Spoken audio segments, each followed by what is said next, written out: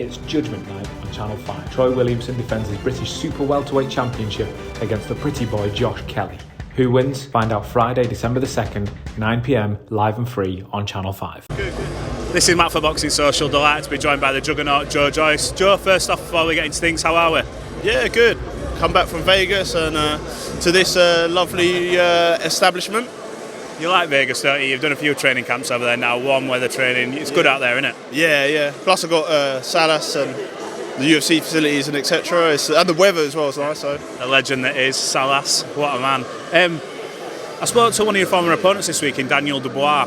I asked him where he thinks he's at and what's going to happen next if he gets past Lorena. First off, can I get your thoughts on that fight, Dubois versus Lorena? I haven't really seen Lorena, but I assume Dubois is going to knock him out early, as if Lorraine hasn't got any like footwork and going to make it difficult for him. Like he's a short of opponent, but I think it's going to be an early night. Yeah, I think coming up from being a previous cruiserweight IBO champion, I think that'll just play a factor. The fact he's too big, too strong, too quick. Yeah. And he's going to get nailed in the first couple of rounds, if not the first round.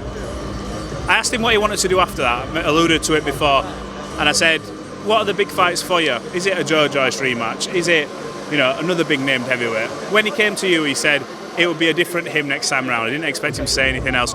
What do you make of them comments? Shane's alluded to other comments where he said that you didn't really, beat him up as bad as what everyone makes out. What do you make of them comments? Wait, who said that? Shane? Dubois. Yeah, Shane said to me in an interview that apparently Daniel had said something along the lines of didn't beat him up that bad in the first fight. Mate, he could not continue to box because his eye was fucked. So, what are you talking about? But yeah, rematch, it'll be different. He'll have learned stuff, but I'm probably still going to get the victory. Not just that though, but you've got big fights on the horizon. Obviously, we've talked about Alexander Usyk's reference to you before, and sort of jokingly said no, he doesn't want it. But he's there ringside. Are you going to speak to him, see what he says? Yeah, I'll say hello. Yeah, it's always good to see him. Is that a potential fight that could happen? Obviously, Tyson Fury's referenced fighting at Old Trafford. He's not done that yet. He's done Wembley, Tottenham. He's a Man United fan. Okay. You and him, Old Trafford. That's something that would appeal. Yeah, that kind of little. That's in the air. Nice little thought. Yeah, to come about soon, hopefully. Whenever I speak to anyone about what Tyson's going to do next, which opponent, whether it's going to be Wilder for a fourth time, a potential Joshua fight, which seems like it's never going to happen, they say you are his toughest fight, no matter what, that you're his toughest fight. Yeah. If you and Tyson fight, how do you fight a guy like Tyson who's elusive? You've obviously shared the ring as you've sparred before with him, but how do you beat a guy like Tyson Fury? Well, I've sparred him, so I have a little inkling on how he boxes and that, and like it was a 50-50 spar. Like it was good spar and good work we did. He was just coming like back into it, so he had like, a lot of weight to lose. He lost a lot of weight and stuff, and now but he's continuing to train. He's going to be stronger, so it's the toughest fight around. But yeah, I'd love to fight him.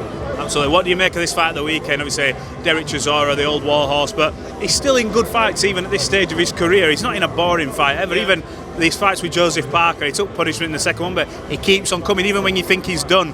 And he said him and Tyson have agreed first round to just go at it. I don't know if I believe Tyson's going to come out and do that, but what do you make of this fight?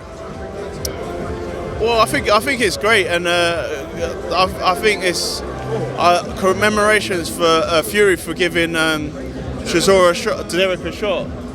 So, but yeah, I mean it's exciting. People will come out to watch it. The press conference was good, and I mean, yeah, it's a lot to look forward to. How does the fight play out? I think. In your honest opinion. I think I went to the one before. So where Fury just jabbed his face off for the whole fight. They're both different fighters now, aren't they though? If you look at Del, like when he got with David Haye, ever since then, he seems to be in good condition for every fight. Like he's built to go 12 rounds. Like he's got that engine. And Tyson now, Shane alluded to as well, and he said himself, he feels like he's slowed down and Sugar's changed his style. Could we see a completely different fight? Yeah, I think so, because Fury back then was different. So is Chisora. Yeah, Fury is a lot more like cagey, like just through the jabs. But now he's you know, like you see with Dillian Whyte where he stepped in with the uppercut finish, sitting down on the punches, and he's got some power. He's a natural heavyweight. And Chisora, the thing what's exciting about Chisora is he always gives excitement in the press conferences. And you know he's always got a chance of, and is he going to do it this time? Like, even though he's lost, he's always been against the top level opponents and gave it a war. And we're in this sport, watching this sport for entertainment. So there he gives it. Where would this rank in terms of an upset Saturday night if Derek Chisora went out there and managed to beat Tyson Fury? It must be up there, right? Yeah, that would be one of the biggest upsets, man. It must be, innit? We were talking to Dev about... And maybe perhaps that's the excitement, what people were looking to, maybe. Potentially. Well, look, Joe, I know you've got a media to do, and you're here doing a bit of punditry for BT, Frank Warren. So thanks for talking to Boxing Social. Hopefully we can catch up after the fight, get your thoughts on it. And yeah, good luck. It's going to be a big 2023 for you, so look forward to catching up again. You're welcome.